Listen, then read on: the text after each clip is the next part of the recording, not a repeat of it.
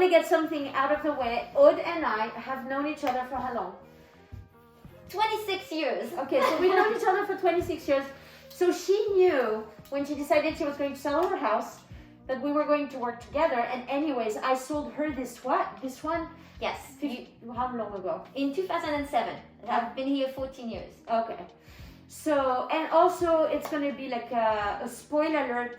We did sell the house. It went super fast and we sold it with 7 offers, cash, and no inspection contingencies. And for that reason, I wanted to interview Aude so she could explain the whole process of putting her house on the market.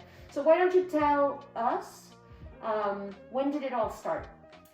Well, I made my decision last spring, and in the summer I contacted you and told you, okay, what should I do? And basically you told me September, October is when you start doing things to have your house ready to be on the market in the spring.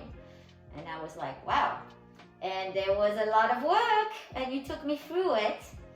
And it took me a lot of energy, a lot of time. And it worked out. Okay, so let's speak about numbers really quickly. What happened at the sale of the house? You don't have to say exactly what you got, but... Yes, well, I was really in my head thinking on a certain number, and really at the end we sold it for $100,000 more. So that's how great it was. And I really do believe that the work we've put in, or I've put in, but you guided me through, helped me achieve that difference. Okay. Between what I thought I could get and the extra 100. What were the stressful moments? A boiler having to be replaced 5 days or 3 days before the house was going up for sale.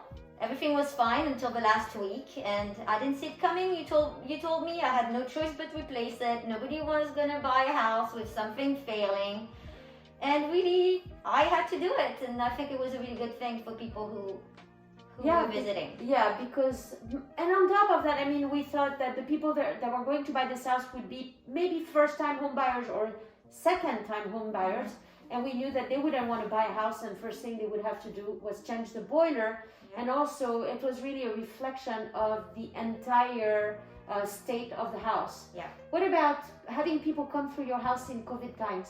That was a little stressful, but it really worked out better than I thought. So I was surprised. Like the first day, I think we had like 80 people go through the house and kept on going. But when I came back at night, it really didn't feel that way. I would open the windows and everything was really open all day long, and that worked out. People were very cautious. I think nobody touched anything. Like it really felt good. A lot of airing because of COVID, and masks, of course, for everybody.